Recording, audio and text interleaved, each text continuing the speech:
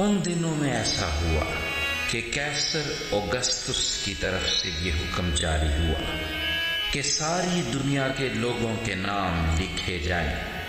یہ پہلی اسم نویسی سوریا کے حاکم کورنیس کے عہد میں ہوئی،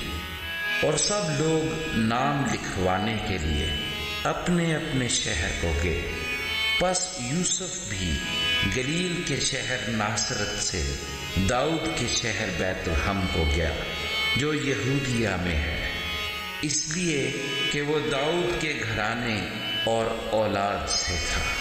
تاکہ اپنی منگیتر مریم کے ساتھ جو حاملہ تھی نام لکھوائے۔ جب وہ وہاں تھے تو ایسا ہوا کہ اس کے وضع حمل کا وقت آ پہنچا، اور اس کا پہلوٹا بیٹا پیدا ہوا،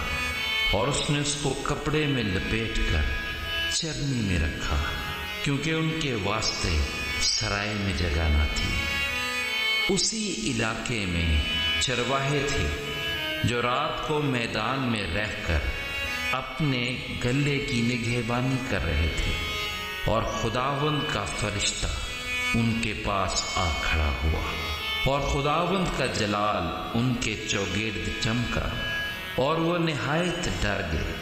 مگر فرشتے نے ان سے کہا، ڈرو مت، کیونکہ دیکھو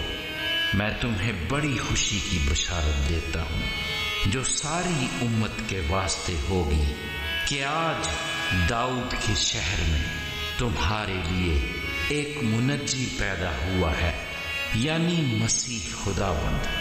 اور اس کا تمہارے لیے یہ نشان ہے کہ تم ایک بچے کو کپڑے میں لپٹا اور چرنی میں پڑا ہوا پاؤ گے۔ اور یکایک اس فرشتے کے ساتھ آسمانی لشکر کی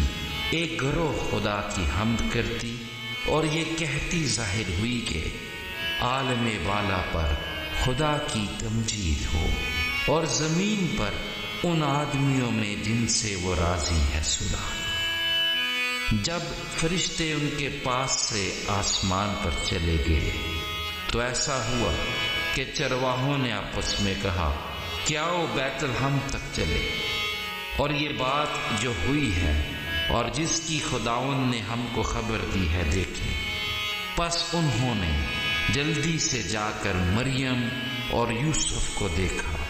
اور اس بچے کو چرنی میں پڑا پایا، اور انہیں دیکھ کر وہ بات جو اس لڑکے کے حق میں ان سے کہی گئی تھی مشہور کی، اور سب سننے والوں نے ان باتوں پر جو چرواہوں نے ان سے کہیں تعجب کیا، مگر مریم ان سب باتوں کو اپنے دل میں رکھ کر غور کرتی رہی۔ اور چرواہے جیسا ان سے کہا گیا تھا ویسا ہی سب کچھ سن کر اور دیکھ کر خدا کی تمجید اور حمد کرتے ہوئے لوٹ گئے۔